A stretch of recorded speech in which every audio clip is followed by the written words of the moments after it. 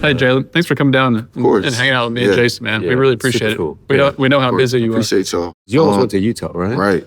High school, I kind of wasn't, the most recruited guy, I guess. So I think around October, I want to say, Texas started looking into me. I wasn't really interested in Texas. I was kind of focused on just continuing going to Utah. But I thought, I don't know, it's just like something about just being able to represent, your home state. Just being able to go to the University of Texas just is kind of lingered on. And then when you're 18, you got to make a decision. Like, that's going to determine the rest of your life. It's like, it's a lot of pressure on you. That whole night, I just couldn't sleep. But how things played out, the next day, called up Herman, and we talked to him, was like, I didn't want to lose the scholarship, right? So, like, I went ahead and just committed right there. And then the next day, they sent out had a picture of me on Twitter, and it just blew up. And then I had so many people texting me. So it was pretty cool. How's it like people were kind of sleeping on you when you were, coming out of high school, and now you're the accolades and everything? I don't know. It just kind of strengthens your confidence to be able to, you have to keep coming and improving yourself. I think people don't really know who you are until you make a name for yourself.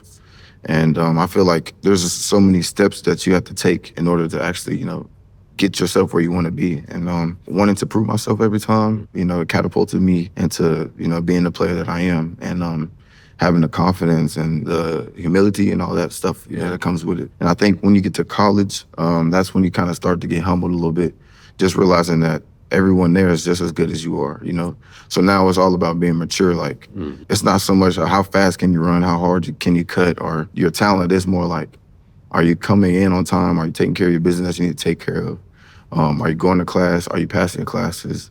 There's more to it than just football. And then once you realize that in college, I think that's when you kind of start to realize, like, you don't let the fame or anything get to you. You realize, I still got to take care of what I have to take care of. It's a guy who's played both offense and defense. I know you've been defense longer. Yeah. What's the difference in mentality about being on defense? Defense, you don't really get the notoriety. I do it because I love the game. It's not like I don't really care who knows my name or what awards or stars. I don't really care about any of that stuff. I really just care about winning, honestly, and not being afraid. Because I even struggled with that early on, like, was being afraid, like, I might not be as good as these guys. And then as I got, older and I developed more and played more, I just realized, like, if I go out there and just know how good I am, then I could go out there and compete with anybody. Yeah. So, you like to have the other team start with the ball, or you let the offense get the ball?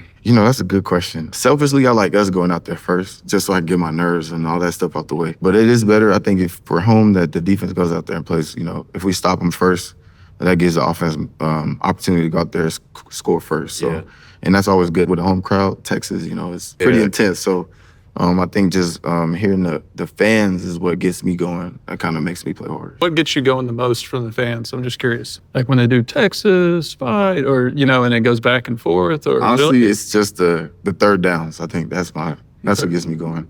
Usually when we get to third down, it'll be on the screen. It'll be like, make some noise, or the guys will be trying to hype up the crowd. And once you hear them like really engaging with you, you feel like everybody's real connected. I never forget, we played Alabama, and I got the sack on third down, and the crowd went berserk. When you have like moments like that, like, you never forget them. So, what games you got circled for this year? all of them. Yeah. All the games are circled. We all got something to prove each week, and I've been here going on 4 years now. So it's like, I'm starting to realize everybody brings the A game for Texas. So it's like, you can't really have one game, more important than the other. All of them got to be just as important. So that's true. What are some of the things that you have to think through kind of pre-snap? Because linebacker, you might be, there's lots of different things you got to be worried we can about. go on 30 minutes about that. Linebacker, you're kind of in the middle. My first job is getting the call from the sideline, and then telling the D-line, what the call is, and then looking at the formation, and then trying to communicate with the back end. You have two jobs, and you kind of have to do them at the same time, and then you have to look at the offense and see, like, okay, get an idea of what's about to happen. So I try to watch as much film as I can on the formations. That way I don't have to really worry about it. Like, it's towards, like, second, third, fourth quarter, they start to really run the same kind of their groove plays that they've been running. So it's kind of, you just have to pick up on it.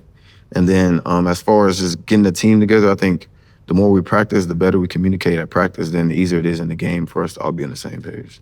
So as a linebacker, you kind of just want to be kind of like the glue, honestly. You want to hold everybody together and make sure we all stay together throughout the whole game. You think middle linebacker is the most important position on defense? I'd say it's one of them. Me personally, I'd say all 11 of them. That's a good teammate right there. I'd say all 11 of them are, just because I know without each of them, I wouldn't be able to make the plays I make. But I would say as far as like how the position is itself, it's kind of like a quarterback. Yeah. You got to make sure you know everything that's going on. You can't really just be tunnel vision or focus on yourself. So I'd say it is one of those positions that you have to be mindful of others. And that's where kind of like you just see a lot of linebackers end up being a leader on the team because it just kind of correlates with each other. I've always wondered this because the Big 12 obviously has a ton of up-tempo offensives. Yeah. How do you handle that as the kind of the middle linebacker, when they're right on the ball? Yeah. Usually how they work is they'll get a big play and then they run hurry up. And they try to get you off schedule. The coaches aren't getting the plays in on time. And at the linebacker spot, what my coaches will literally tell me is just call a play. Just get everyone set up. That way we can all be on the same page. Urgency is the biggest aspect in that. Is just being able to be calm and be poised enough to get everyone else lined up around you. It's more just being mentally aware kind of deal. Just out there, everyone's gassed, but you got to realize everyone needs to get set so we can, get on the field and make plays. All right. This was fun. We appreciate you coming down. Man, appreciate you. Yeah.